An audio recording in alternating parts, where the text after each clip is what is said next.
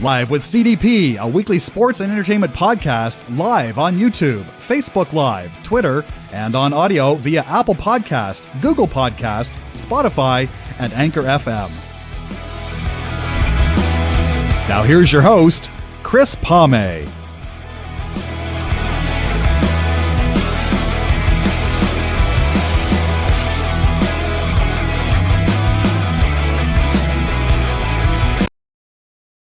Good afternoon, everybody. Welcome to Live with CDP Sports Podcast on this Thursday, August 16th at 4 o'clock Eastern and 1 on the West Coast. I'm looking forward to my guest today, Al Murdoch. He is the public address announcer for the NHL's Vancouver Canucks, and he's also a voiceover artist as well. And he was also the public address announcer for the Vancouver Grizzlies from 1995 to 2001 as well, and he's had a long time career in radio in the Vancouver market as well. So just bear with me, guys, and I'm going to bring on the in-game arena voice of the Vancouver Canucks, Al Murdoch. Good afternoon, Al. How you doing? I am fantastic, Chris. Thanks for having me on. Well, thank you so much for coming on, and I want to give a quick shout out to Joe Whitbread for putting in a good word for me, and I really appreciate your time today. It's a pleasure being with you. I was going to say this technology is just amazing. I've been able to do this podcast the last 2.5 years, and I've made a lot of new friendships and a lot of contacts, and it's just amazing how well this technology helps. Well, certainly, and of course, we can look back at the start of the pandemic, and a lot of people were utilizing it, but not to the extent that people are utilizing it now. And it's great that we get to connect. You're in Ontario, I'm in beautiful British Columbia, but we're in the same room together. Look at you're right there. Or Yep. What side are you on? Definitely. Now, have you used StreamYard before for any of your work, or that you normally Zoom? Normally Zoom, yeah. A lot of the stuff that I do, of course, is audio. So, I'm in my studio right now at home, and I use a lot of technology for that. I was on a session this morning with a studio in Culver City, in Hollywood, for a television show that I voice. That's seen on Amazon Prime and Freevee, called Judy Justice. It's the new Judge Judy show, and I use a technology called IPDTL, and Source Connect, and a whole bunch of other great broadband technologies, so I can be live in a studio anywhere in the world, but be right here in just outside of Vancouver. It's just amazing, man. Every day I'm learning something new about social media or the technology and stuff like that. I was gonna say you don't really have much of an off season because when the the Canucks season's over, I imagine you're doing quite a lot of voiceover work, and you're also the president of Murdoch Production Services Limited that you created back in 1997. I was reading up on. That's right, yeah. So, my career in radio and television, I was on the radio for almost 20 years in various markets around the country, but specifically in Vancouver. And while I was doing radio, I had the opportunity to, of course, branch out and start voicing commercials and narrations for documentaries and video games and all that kind of fun stuff. And that led me to leave my radio career and start my own production company. And it was the best thing that I ever did. Working for yourself, you get to reap the rewards of your hard work. There's a little bit more pressure on yourself because it's just you. But I kind of like it that way. I always say, I only work for one boss, and that's me. And some days I like myself, some days I don't. Sometimes I'm an easy employee, and sometimes I'm a tough employer. But yeah, I've had the opportunity to do a lot of great things in radio and television. But once I've left, I've got to branch out and do some wonderful things. I was gonna say, when you first started doing your voiceover work, did you see a coach about that, or no? I know Jerry Howarth I had on from the Blue Jays a year ago when he first got into broadcasting. He told me a story about getting a voice coach to help him with that for broadcasting and stuff.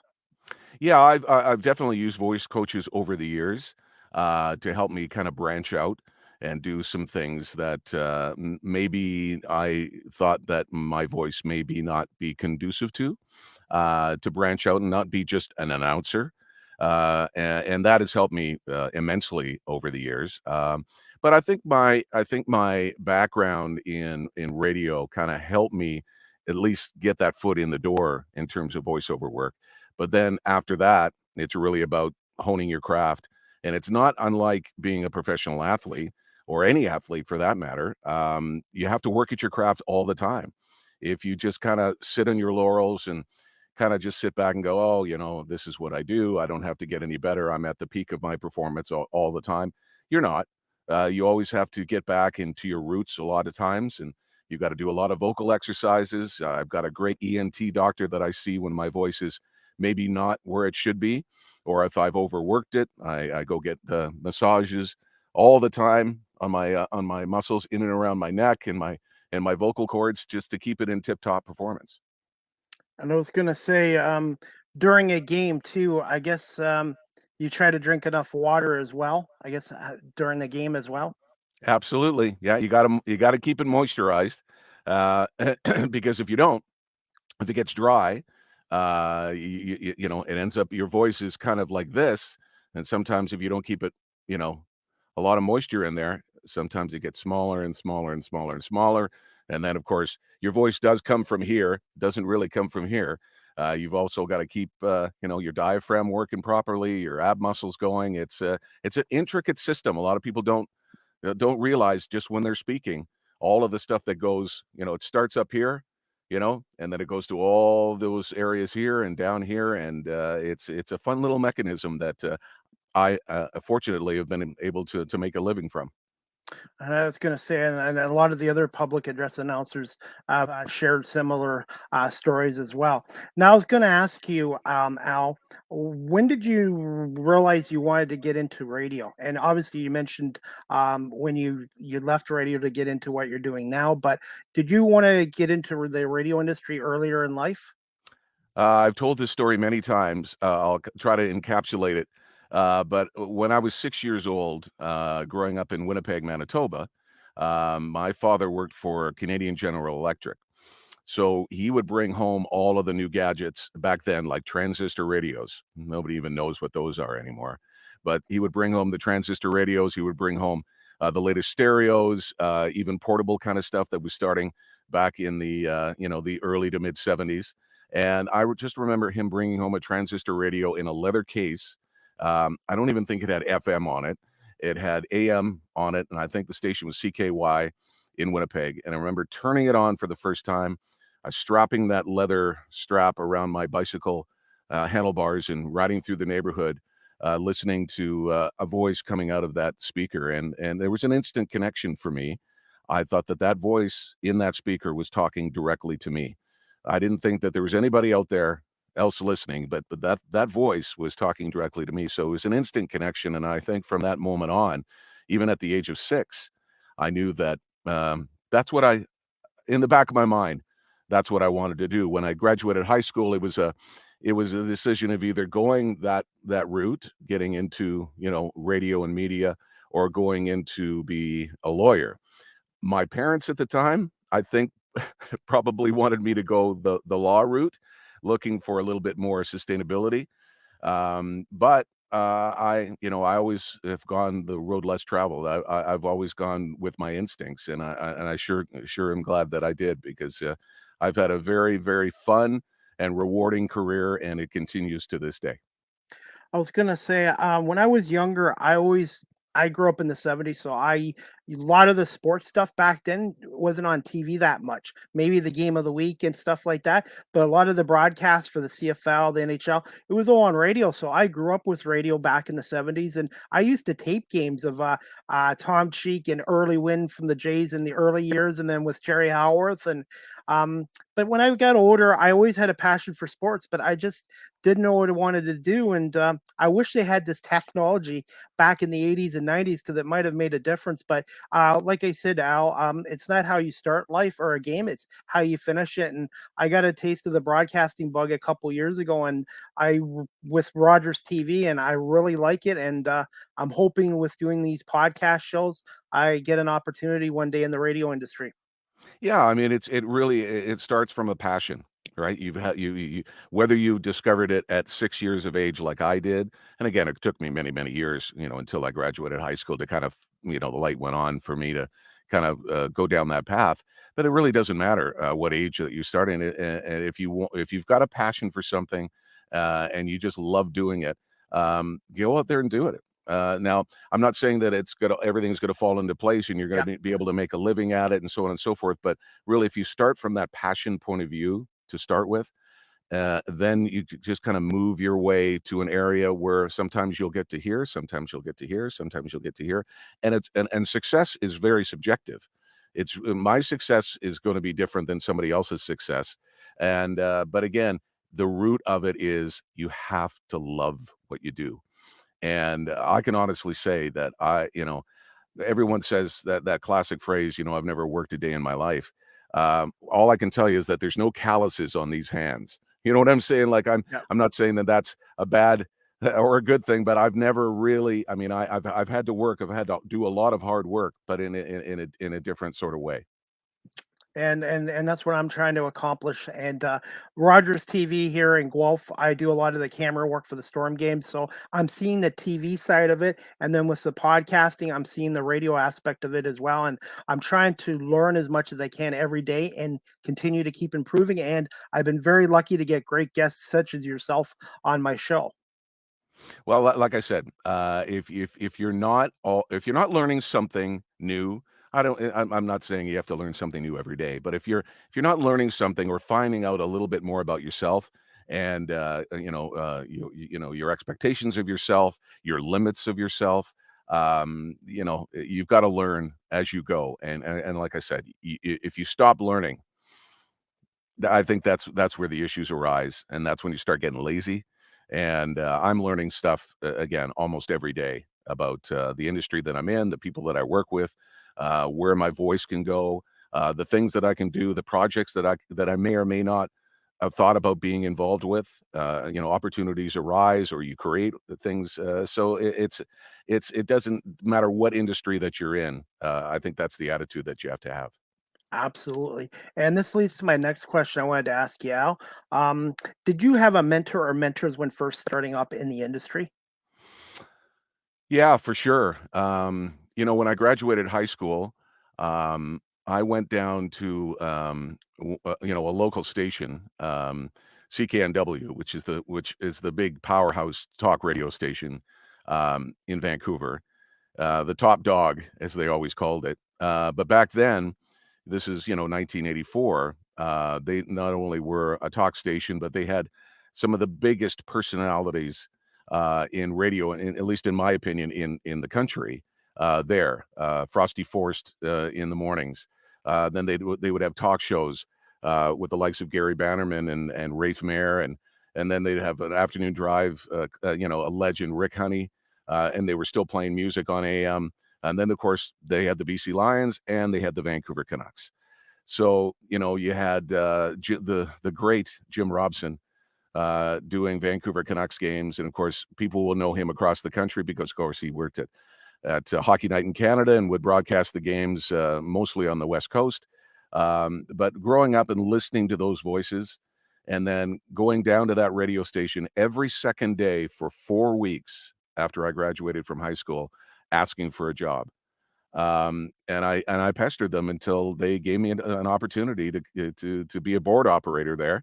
And one of the first people that I met at CKNW was the late great John Ashbridge, and John was the big booming voice of NW's major news at 8 in the morning and at noon.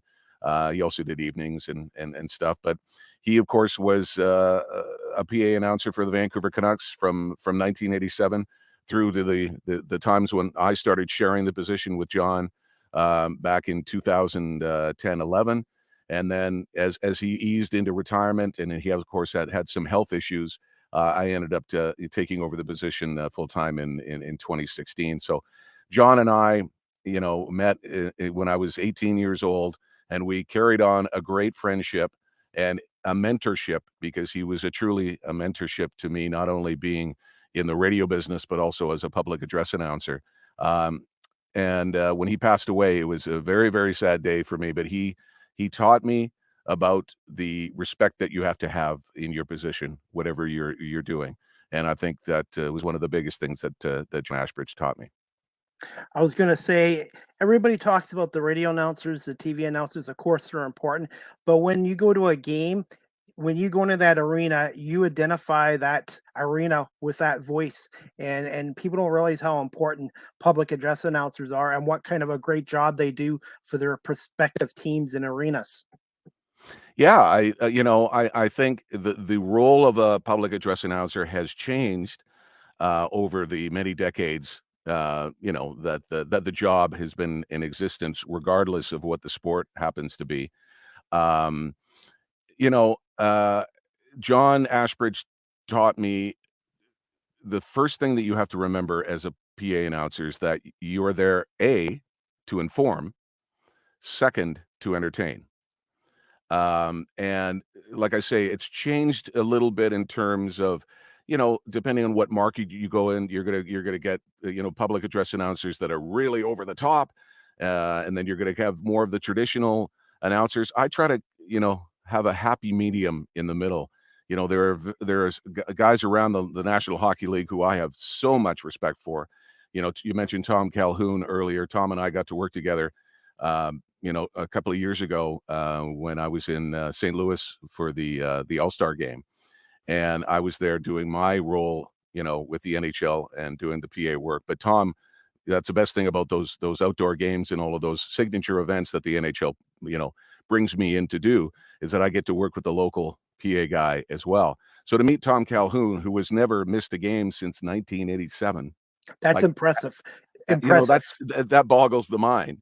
And he's got such a great delivery, and it's classic and it's traditional, but he can turn it up when he needs to as well. And Lou Nolan in Philadelphia, and 1972.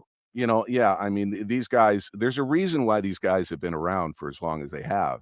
And then you mentioned Mike Ross. I got to meet Mike when I was in Toronto last summer. As my daughter was going to university, we always would converse and stuff via social media and stuff, but to sit down with Mike and his wife and have dinner and talk shop, and then not talk shop, just talk about life and what we do outside of our chosen professions has been fantastic. I was gonna say, and the Maple Leafs, even though I'm not a Leafs fan, I'm a Red Wings fan. The Leafs have only had 3 PA announcers in my lifetime: Paul Morris, Yeah. Andy Frost, who did a great job, and Mike Ross, who's been outstanding. And the Red Wings, in my lifetime, I remember Bud Lynch. They had Yeah. somebody before Bud Lynch, and then they had Eric Friney, who took over from Bud around the same time that you took over from followed in the footsteps of John. Yeah, and Eric and I started to converse during the pandemic, because I decided during that time to do goal announcements for fans. They could connect with me via social media, and Cameo. I could put their names in a goal announcement, and I would do a few of those a day just to kind of keep the spirit of hockey alive when the NHL season was canceled. And Eric took on that role as well. So did Jeff Kay and in Dallas, and a lot of other guys around the league started doing that again. Really, just to kind of give something back to the fans, to say, hey, it's going to come back. We're going to be here, and we still believe in you and the fans and everything else, and we can't wait to get back. And I tell you, even those games when we got to come back and there was no people, there was no fans in the stands. It was great to be back doing that, but boy, when the fans got to be back in the building, it Makes just makes it just makes all the difference. They really are there because they love the game, they love their team, and I'm no different. I mean, I look at it the exact same way. makes a huge difference because even doing camera work in the Ontario Hockey League for the Gold Storms, it wasn't the same. I was glad to be back in the rink, but it wasn't the same without the fans in the building to add to that atmosphere for the players and for the broadcasters too. Yeah. I mean, I remember, seeing Elias Pettersson They would enter at a completely different elevator than the rest of the staff during COVID, because they had to kind of go in their certain sections and we had to go into our certain sections. But you'd see them across the parking lot and you'd wave and you'd say, hey, welcome back, so on and so forth. You would hear some of the players, as much as they were happy being back, the crowd noise, the synthetic crowd noise that was pumped in there. And it was a great job. I mean, EA Sports and the NHL did a fantastic job trying to make it as close as they could get to the real thing. But boy, when the fans came back, you could just see it in the players' eyes as well, that they were happy that was happening. I was gonna say, when you were younger, before you got into radio, was there a particular PA announcer that you really liked? Obviously, John Ashbridge, but was there any other ones from other sports around stadiums that you really admired? Well, you mentioned my time with the Vancouver Grizzlies when the NBA was here in Vancouver. That was another kind of opportunity that I wanted. I was a huge basketball fan. And growing up in Vancouver, of course, we didn't have a team until the Grizzlies came here. So we had to go down to Seattle to watch the Sonics play when the Sonics were in Seattle, and they're going to get a team. They're going to get another team within the next, I hope, 5 years or so. They're going to have an NBA franchise back in there. But I used to go down, and watch the Sonics play, and listening. And again, it was one of those things where it's almost kind of in your subconscious. I wasn't. I mean, I was listening to the PA announcer down there. I was listening to John. I was listening to all of those voices on that you would hear in the background on Hockey Night in Canada or whatever, and you would hear these voices. Andy Frost being another one of those names, or Tom, or Lou Nolan, or whatever. And it's almost like osmosis. You know what I mean? You listen to these voices and you take a little bit of snippet from this person, a little bit of snippet from that. Well, that's an interesting delivery, even before I was a PA announcer. So when the Grizzlies came to town, I missed out on the auditions. I saw that they had held the auditions when I was watching the 6 o'clock news. And I went, oh my gosh, I can't believe I missed the audition. So I phoned down there and said, listen, I'm doing afternoon drive at the time at CKLG in Vancouver. I said, I'm off the air at 6 o'clock. Is there any way I can get down there and just audition for you? I know I've missed it, but any chance? And they were saying, well, blah, blah, blah. So I was quite persistent again. They let me come down there. I met with a great guy who I'm indebted to for the rest of my life, a guy by the name of Greg von Schottenstein, who was the director of game presentation for the Grizzlies and the Canucks. So he was kind of overseeing, what John Ashbridge was doing with the Canucks as well. I went down there, auditioned. 15 minutes later, I got the job, and that was my first kind of real professional PA job. I mean, I'd never done it before. I mean, my first preseason game was my first PA job. I mean, I'd done Major League Baseball when they came to Vancouver at BC Place. They did a thing called the Baseball Classic back in the 90s with the Mariners and Jays and Detroit, and I think Tampa Bay, if I'm not mistaken. And I did that, but there wasn't a lot of PA involved in that. But when the Grizzlies came to town and I got an opportunity to do that, sitting at center court, watching the likes of Shaquille O'Neal and Kobe Bryant and, Clyde Drexler and Akeem Olajuwon and Charles Barkley, and of course, the Vancouver Grizzlies, who, again, their record, forget about the record. These guys are professional athletes, but to announce those names, I mean, I fell in love with it. And I knew even after the Grizzlies left that there would be an opportunity down the road to do it again. And I'm just glad that the Canucks, afforded me that opportunity. I'm going to put you on the spot here. 2 questions about the Grizzlies, and then we'll move on. I was going to say, why did the Grizzlies fail in Vancouver, in your opinion? And can you see the NBA reconsidering coming back to Vancouver in the future? Boy, that's a loaded question. I get that a lot. The Grizzlies, the Grizzlies and Raptors came in at the same time. They had the same things to deal with as the Grizzlies did, though, Toronto being a much bigger market, an opportunity, Southern Ontario, the population just there to grasp at. So you're going to get a bigger fan base, obviously, right off the hop. But they were or are, and we were paying in American dollars as well. And you got to remember the dollar was hovering, around 70 cents It was to the bad. American dollar. I think it was under at some point. So even if you sold out every game in Vancouver, I don't think that they would have made money, just because of the money that was going out the door to play to pay the salaries. It was a pretty decent fan base. I just think there was some decisions in terms of players being drafted. The whole Steve Francis situation about him not wanting to play in Vancouver, and then there was there was even the word that some of the players coming up to Canada didn't even want to play in Canada. It's a different country, and you'll still find that. I still hear stories about players currently that go, "Oh, I don't want to play in Toronto because it's a different country and it's so on and so forth." But I think the main reason was we just we couldn't sustain the amount of money that was going out as opposed to coming in.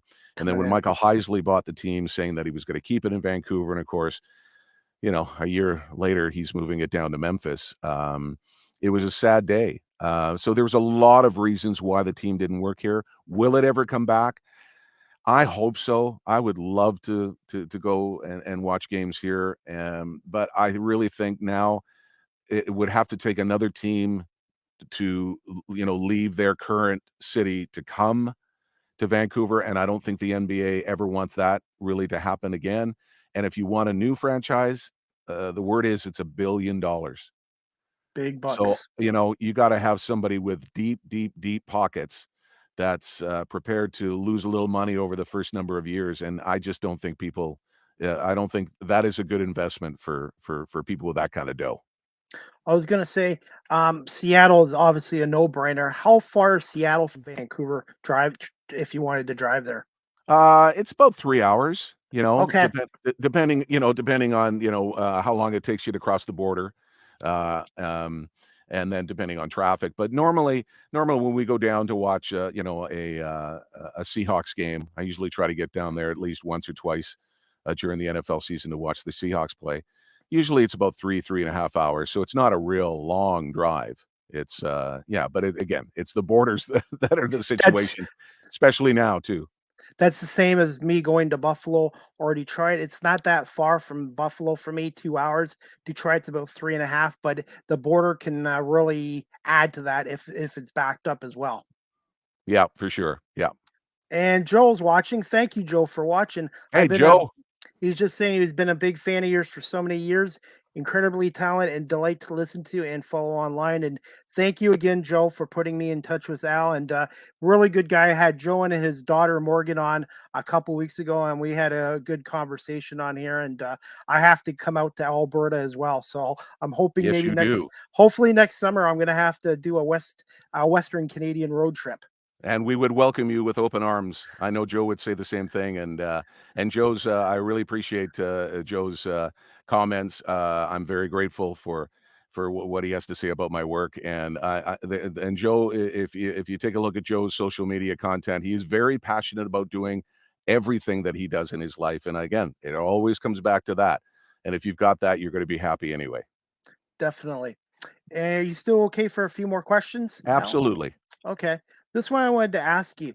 Obviously, you explained how you got the Grizzlies role when they moved. I guess 2001. You guess you were doing your Murdoch production company. How did you end up getting in touch with the Canucks about doing some public address announcing work for them at Rogers Arena? They actually contacted me because during that cup run of 2011, when the Canucks ended up in the Stanley Cup final against Boston, John Ashbridge had a heart attack. And so he was laid up in the hospital for a couple of days. And I was actually away on vacation, and I landed, it was in the car, and I get a call from, again, people that I had worked with who were still involved with the Canucks that I worked with at the Grizzlies. There were still a few people within the game presentation department.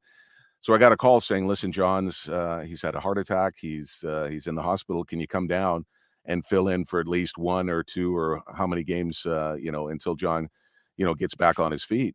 And so it's like, oh my gosh, get in the car and driving the family home, and it's like, okay, have a quick shower, shave, woof, right off to the rink to do that first round, the first game in the first round of that playoff series. And again, I'd never done an NHL hockey game in my life. So you get thrown right into the fire. And for me, that's the best way to do it, because you're not really thinking, you just go into it. And you try to stay positive and not worry about making mistakes, because it's going to happen. So I filled in. I did the first 2 games, and then of course the Canucks went on the road for the next 2. And by that time, John, being the strong guy he was, came back and finished the rest of the playoffs, and of course got to do the Stanley Cup final, which was one of his dreams and one of his goals, and I'm so glad that he got to do that. And then after that season, he decided that he just went, you know what, maybe after this health scare, maybe I just want to start scaling back a little bit. And so I think I did about 20% of the games the following season, and then it kind of increased to a point where the last season would have been the 2015-16 season. He just said, you know what, I think I've had enough. I think, I want to spend more time with my wife. They had just bought a place outside of Vegas that they, wanted to spend some time at. And he just said, listen, do you want to take over full time? And I said, well, listen, I'm all for it. But I said, if that's your decision, it's got to be, 100% clear to yourself that, because I don't want to take any more games than I need to do. And I said, well, why don't you come back the following season? I'll do the majority, but you do the original 6 teams, kind of like a swan song. So we got to do those great teams, and then again I took over in 2016. But all the while, still, John and I, we'd go out for beers, we talk about old times, we talk about any, I would say any suggestions that I can do, or any, not necessarily within my delivery, kind of behind the mic, but in preparation. How did you prepare to do these games, or if this scenario came up, how would you handle it? So I was always going to him for advice. And again, his mentorship helped me immensely. What do you remember most about him fondly? Oh, just his sense of humor. He was one of the funniest guys that you would ever meet. And it's self-deprecating. I mean, to a point where you just he would have people in stitches. And the thing is that John's sense of humor was so quick. He would announce a goal, or he would announce a penalty. And then by the time he shut off his mic, he'd be in midstream of a joke. When he would have to announce a goal, he would announce a goal and come right back where he left off. Wow. And he would have the entire crew again just giggling throughout the entire game. And just his aura and his respect for his position, and his respect for the game, and his charitable work. He was just such a nice man. So for me to follow in his footsteps, and then, I mean, you'll never be able to fill the shoes of somebody like that. And John said to me, he goes, I don't want you to fill those shoes. You've got your own set of shoes to wear. You go on and you do your own thing. You deserve it. I'm glad that, that we have been friends for 30 years and you get to kind of carry on that thing. And what I said to him, I saw him a day before he passed away. He was in hospital. He passed away of cancer. And I saw him the day before he died. I went down there and with my mother, because my mom and John worked together in a lot of charitable endeavors through the Royal Columbian Hospital Foundation here. And so my mom and I went down to see him, and John just said, listen, the same advice that I was given when I was a young buck. He goes, here's the opportunity, but don't you screw it up. And, he points to me and just, don't you screw it up. And he was just, you couldn't find a person in the world that has ever met John that ever would have a bad thing to say about him. And that's a legacy that I want to continue. I've carried on with my involvement, just like his involvement with the Vancouver Canucks alumni and all of the charities that the Vancouver Canucks are involved with, more specifically one that's dear to my heart, which is the Canucks Autism Network. That I do a lot of work with. And I've mentored a young man, Ryan Chilton is his name. And I've mentored him over the last about 7 years now. He's got autism, but he is an absolutely passionate guy about PA announcing. And now he's doing, work in the junior hockey ranks now. So he's worked his way up to that level, and he comes in and does games with me at the Canucks during our autism awareness night. He'll announce the starting lineups with me, and he'll work throughout the game. So all of that stuff that kind of John, it's not like I wasn't doing that stuff before, but John just gave me that extra kind of kick in the pants and said, it's not about you. It's about everyone around you. It's about collectively caring for people and passing on and paying it forward as much as you possibly can. So that's what I've been trying to do over these years. And a lot of the public address announcers I've had on from hockey, basketball, and that, their stories are a little bit different, but they're so similar about mentoring and not replacing a legend in the booth, but following in their footsteps and being their own person. Yeah, I think that's really important because, those people that you have looked up to, and if you were lucky enough to have those people to mentor you over the years, you have to respect what they've done. They've laid that groundwork. They've done all of that kind of stuff, and they've maybe made some of the mistakes along the way, and from those mistakes, they could pass along to the next generation coming up. Hey, this is kind of how I dealt with this. You are going to make mistakes. You're going to get hammered by people that don't like you, that do like you, and that doesn't matter. I mean, it's really all about your love and passion for what you're doing. And he goes, if you keep that in check, it's aces. Okay, and I was going to ask you this too. On a game day, Al, do you have a ritual or any superstitions like that, or something that a routine you like to do before a game? I drive the exact same way to the rink. Um, Obviously, if there's a major tie up in traffic, I've got to make an but I drive exactly the same route to the rink every single game.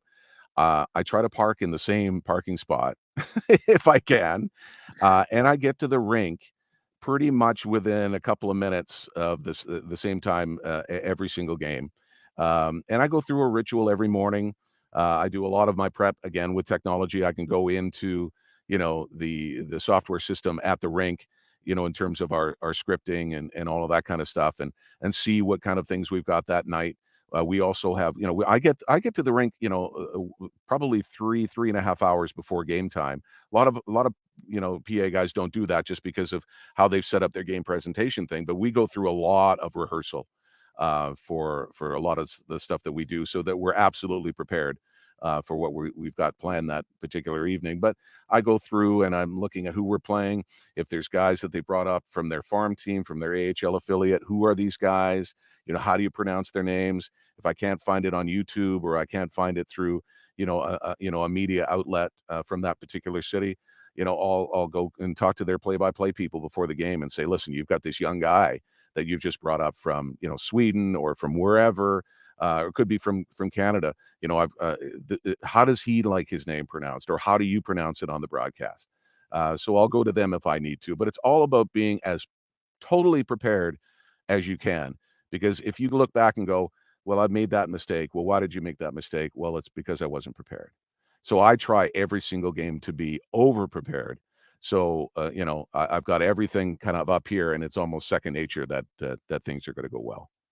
And that's what I try to do with my podcast too, is try to prepare and do homework and just, you're right, you summed it up. And Chuck Swirsky of the Bulls told me this too. He goes, I might not be the most talented broadcaster in the NBA, but nobody will outwork me or be more prepared than myself. And Absolutely. he drilled that into me. Yeah, absolutely. I think, and again, doesn't matter what profession that you're in. It could be this, Yeah. it could be whatever. It could be marketing. It could be being a lawyer. It could be whatever. If you put in the work, you put in the preparation. If things don't work out, that's life. But Yep. in your heart of hearts that you did absolutely the best that you possibly could. So it rests on you. And if you feel that you've done a great job, then that's really all that matters in the end. Okay. Do you remember your first goal call for the Canucks? The first goal You know announcement you what? I did? don't. No. Okay. I Okay. I wish I did. You know what? I could probably go back into the records and see, who scored that first goal, for the Canucks in that first round playoff series. I do, I do have some memorable goal announcements that are near and dear to my heart. The top one, of course, is that final goal that the Sedins scored against Arizona in their final game at Rogers Arena in their final season. And it's just, when you get a goal, by the Sedins, assisted by Edler, at 2:33. Like the numbers in the 22 and 33 at 2:30. You couldn't have written a better script.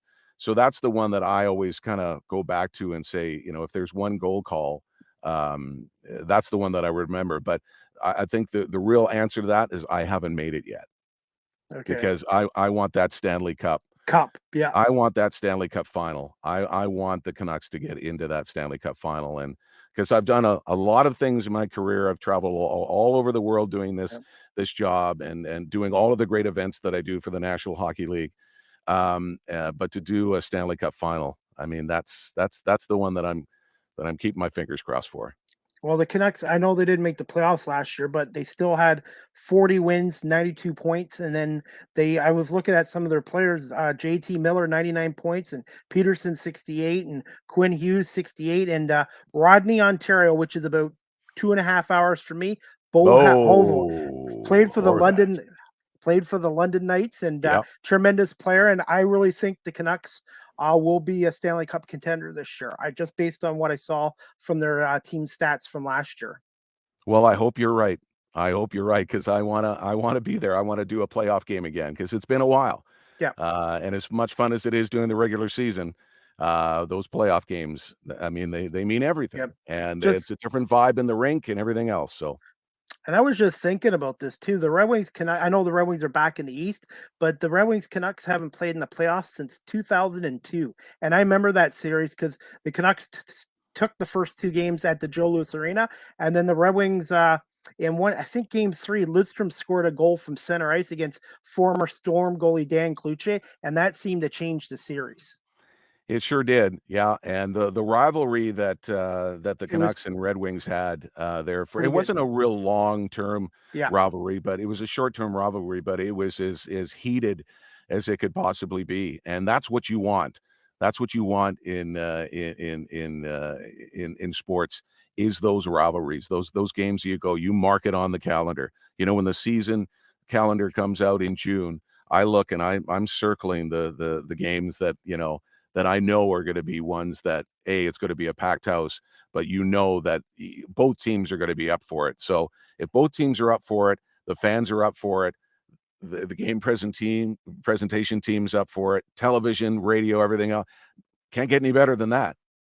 Okay. And if you're okay, this one I had to ask you. I do this with all my the PAA guests that comes on. Who has been the most difficult name to pronounce? Obviously for the Canucks, and maybe from visiting teams so far. And Mike Ross was telling me there is a website where all the one announcer, I believe from the Kings, started this website for all you guys that do PA work. It was actually Ryan in Pittsburgh. Okay, sorry. Yeah, that's okay. Who started it, and it's. Yeah, it's a website that anyone can go to. You have to subscribe to it, but where all of us at the beginning of the season, we all get our rosters, and what we'll do is we'll all voice every single player, number, player, and then he'll upload that to his website. So any one of us within within the National Hockey League, or anybody for that matter, can go access. So if we're playing the Kings, we can go down and every single player's name will be pronounced by the local PA person in that particular city. So that's how they like to announce it. So obviously that's the way that, because I think the thing about teams and rivalries and all that kind of stuff is that we all want our teams to win, obviously, but we have kind of a brotherhood within the National Hockey League and us PA announcers where we want everyone to succeed. We want everyone to have a great game. We want everyone to be able to pronounce the names properly. So that was a great thing that Ryan, put together to help us all collectively kind of go, hey, we are a collective. Let's make sure that we're out there to help each other. And it's been a wonderful, asset for everybody. And in terms of pronunciations, though, there really hasn't been a whole lot of, I think, with technology, you've got an opportunity to go online and find all these pronunciations or go to the players. But I remember when Elias Pettersson which is how you pronounce it, Elias Pettersson. That's how the Swedish way would be to do it. But I remember when he first came to Vancouver, there was a lot of people would call him Elias Peterson, Elias Pettersson, Peters. So they went to him, and he was kind of as because he's a very funny guy. He went, well, I'm Pettersson in Sweden, but here in North America, it could be Peterson. So he was so aloof about it. So I just went and I said, listen, you're from Sweden. I'm going to pronounce it the way that I think it should be pronounced here. And it's Elias Pettersson. So I pronounce it that way. But it's Elias Pettersson. And of course, now we just drafted another Elias Pettersson in the last draft. What are But the the odds thing of is, that? yeah, I know exactly, but he pronounces it Elias. So I can't wait for the day when I get to announce a goal, whoever it was, whether it's Elias Pettersson scoring it, the assist to Elias Pettersson, and somebody else, time of the goal, 4:10. That would be a fun day because if those two are in the lineup during the same game, I can't wait for that. Okay. Yeah, just gonna wrap this up too. Al, can you just tell my audience here in Ontario, just a little bit about your company, production company, Murdoch Production Services, and how did you become starting that up back in 1997, I believe. Well, like I mentioned earlier, my radio career was, I was doing mornings in Vancouver, Yep. and that Yep. was, at CKLG, which, at the time, was, one of the biggest radio stations in the country. It was, the big, 100,000 watt blowtorch on the AM band playing top 40 music back then. So to get to Vancouver and get an opportunity to do a morning show there was kind of like the goals the little steps that you kind of make up. So I got to work at CFox and CKLG, which were in the same company in the same building. So I got to kind of check off those boxes. But like I said, I had the opportunity to start branching out and doing more voice work. So commercials, and not commercials that just ran on the local radio station. I would go to audition at production houses and work with advertising agencies and stuff. And I started doing more and more and more. And then video games, the voice of NBA Live for EA Sports for 13 years, and Need for Speed, and I'm looking at a couple of other ones. Here, Fight Night Champion, the boxing game, NHL Hitz, which was a great game that I still love playing because it's kind of old school. So I got to a point where I was doing more voice work than, and my income was making more money doing that than working in radio. And I looked at myself and I went, do I really want to get up at 3 o'clock in the morning every morning to do a morning show anymore? And I just went, no. I took the step back when the Grizzlies left town. It was just, and the radio station was changing format. It was just kind of a perfect time for me to say, thank you. I've enjoyed my radio career, but this is really the path that I want to get into. So I built a studio in my home. I had an agent already in Los Angeles and New York and Toronto, and I just worked my butt off and continue to do so because you're an actor, so you're busy, and then sometimes you're not. But I do a lot of voice work for radio and television stations around the world, so that's a consistent thing. And still a lot of commercials and movie trailers and all that kind of stuff, all from the comfort of my own studio here at home. So I just got to go downstairs and works here, and I get an opportunity to do a lot of fun projects. I was gonna say, when you started it up, was there any challenges or any hard aspects of it? I guess because back in the 90s, we didn't have the technology now that we do then back then.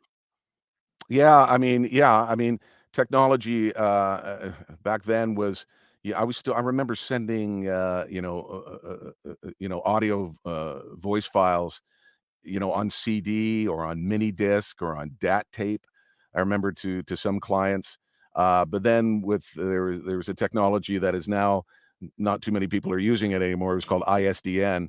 You got to get an ISDN line in your house, and that would mean you could hook up to studios around the world and be live in their studio, even though you were kind of in your own. And now it's of course been replaced with Source Connect and a bunch of other ones. But I think that the biggest challenge is the fact that you're sitting in a padded room all day by yourself. The one thing that I missed, a number of years after I started was the social aspect of kind of working at a radio station, or let's just say an office per se, because you would have social interactions with people. And most of my stuff, was handled via email, or you would do live sessions and be able to talk to people. But a lot of the times you're just by yourself, and you're voicing, scripts for radio and television stations and so on and so forth. But the interaction, like what we're having now, that's the if there's any downside, and there really isn't a downside to it, that would be it, because it is a very it's a solitude. You know what I mean? You're by yourself a lot. And again, I always say I sit in a padded room, and the 7 voices that are in my head all the time love it. But sometimes it does get a little lonely.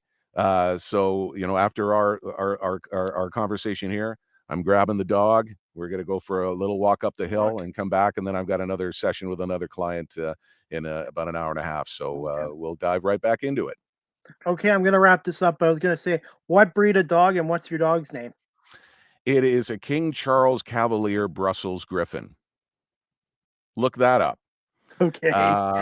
And his name is Harley, and he's 7 years old. And the reason why we named the dog Harley was because I've always wanted a Harley, but my wife won't let me get one. So that's as close as I'll ever get to a Harley, is by naming my dog that, because she will not let me get a motorcycle.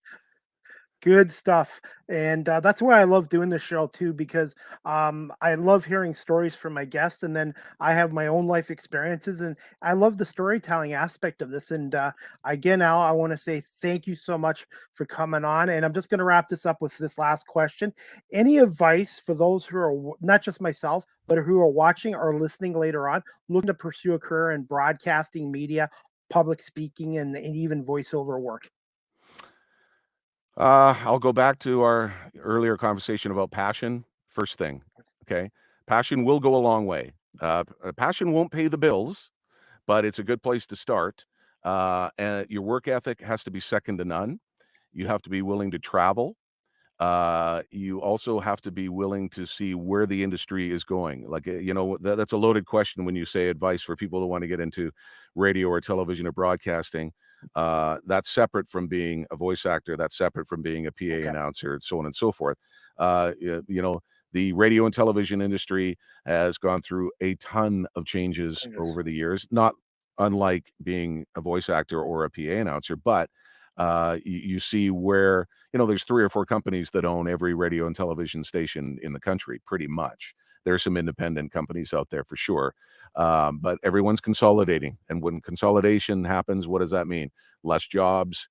So if you really want to get into it, you got to be that first person that's on that, that doorstep, that first person with that demo, that first person out there. And you got to work harder than everybody else, because it's an industry that, I don't want to say it's falling on hard times, but you see where every few months it's like, well, Bell Media has laid off another, 35, 40 people.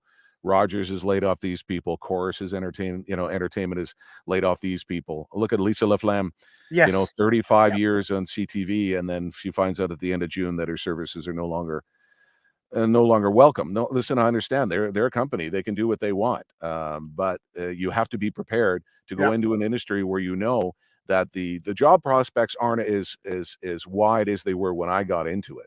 Not to say that there aren't opportunities for camera people, aren't opportunities for people that are into game presentation or so on and so forth, but you really have to go in with open eyes. Don't put the blinders on. Understand where you're going into. Just like being a voice actor, it's hard work. I get rejected 99% of the time. I'm doing 13, 14 auditions a day, and if you get one of those in a month or 2 or 3, you're golden. But you have to handle rejection all the time. And if you can't handle rejection, this is probably not a business that you want to be in. You can't take it personally. You're just not the right person that they picked for that particular job. And as for PA announcing, if you have an opportunity to start in the lower ranks, and starting off in minor hockey, do it at your local rink. Get your feet wet in that.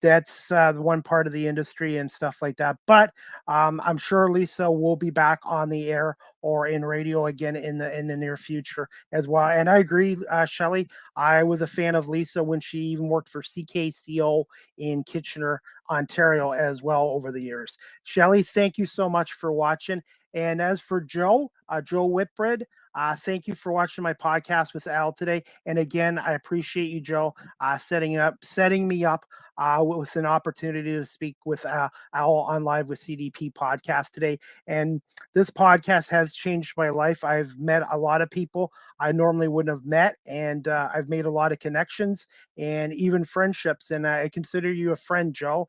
And I'm going to have to start cheering for all the teams in Canada, because the more I speak with guys from across the country, the more I want to root for their teams, because there's such a lot of people in this industry have been really supportive of what I'm trying to do, being a 50-year-old guy trying to make it in the industry without going to broadcasting school and stuff like that as well. So I still have a lot to learn as well about the radio industry and stuff like that as well. Guys, just to let you know, the next Live with CDP podcast is going to be Wednesday, August 17th, again at the same time, 4 p.m. Eastern. My guest is going to be Andrew Parrott, former defenseman with the Ontario Hockey League's Windsor Spitfire, and the son of former NHL player Nathan Parrott, and is now going to be with the American Hockey League's Rockford Ice Hogs for the 22-23 season. So I'm looking forward to speaking to Andrew about his career in the OHL, which lasted 5 years with the London Knights, the Owen Sound Attack, and last season with the Windsor Spitfires, who ended up losing the OHL championship in 7 games to the Hamilton Bulldogs as well. And maybe talk a little bit about being the son of a former NHL player like his dad, Nathan, and how much of an impact he had on Andrew's hockey career as well. So I hope you guys can tune in for that tomorrow at 4 o'clock. That'll be season 4, episode 23 as well. If you guys can give me about 20 minutes, I will download this podcast onto my audio platforms, Google Podcasts, Apple Podcasts, Anchor FM, Breaker, Pocket Casts, Radio Public, Spotify, Castbox, and LinkedIn as well. And speaking of that, also, guys, you can follow this old guy on TikTok at Live with CDP as well. I post a lot of video content on there as well. And guys, before I go, I'm going to just show you some work for my friend today. She did some work for me, a digital business card, and I'm just going to put it up here right now. And you guys, if you got a scanner, you can actually scan it right now. I just want to say a special thank you, shout out to my friend Martina Burnett. You can follow her on Epic Queen on Twitter. For her, I just wanted to say thank you to her for her hard work on my digital and paper business card, and for helping me create a demo reel for applying to radio stations, hopefully very soon as well. So again, I want to say a shout out to Martina for doing this work and stuff like that. Now, everything nowadays is all digital and stuff like that too. So I just wanted to showcase a little bit of Martina's work on my podcast show and give her a shout out, because I think she did a tremendous job on this as well. And also, guys, just wanted to let you know that's pretty well it, guys. You guys can also check out Al Murdoch on almurdoch.com as well. And he's on Instagram, he's on Twitter, and he's on LinkedIn as well. So, and also just to let you guys know, the Hamilton Bulldogs, who I had Ryan Humphrey on my show yesterday, they open up their 22-23 OHL season against the Guelph Storm at the Sleeman Center on Friday, September 30th at 7:30. And their home opener for the Hamilton Bulldogs, the defending OHL champs, Saturday, October 8th against the Oshawa Generals. And I'm looking forward to being behind the camera with Rogers TV in September, which isn't that far away.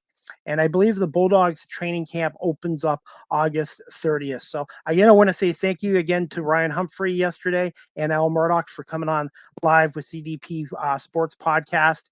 And that's pretty well it, guys. I'm going to call it a show. But I hope you guys can tune in to tomorrow. Again, 4 o'clock, same time. Andrew Parrott a former defenseman now with the OHL's Windsor Spitfires, is going to come on and talk a little bit about his OHL career and now signing a 1-year deal with the Rockford Ice Hogs of the American Hockey League, who are the farm team of the Chicago Blackhawks as well. So that's about it. Again, I want to say thank you to everybody watching this live on my YouTube channel.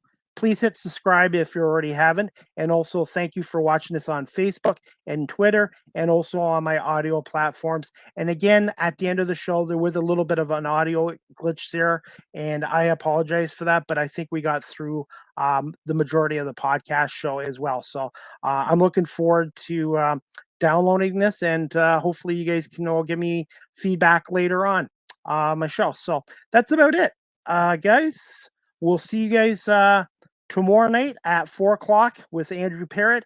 And again, I want to say thank you to everybody for watching my podcast and listening later on to it as well. So have a great night, everybody, and thanks for watching Live with CDP Sports Podcast.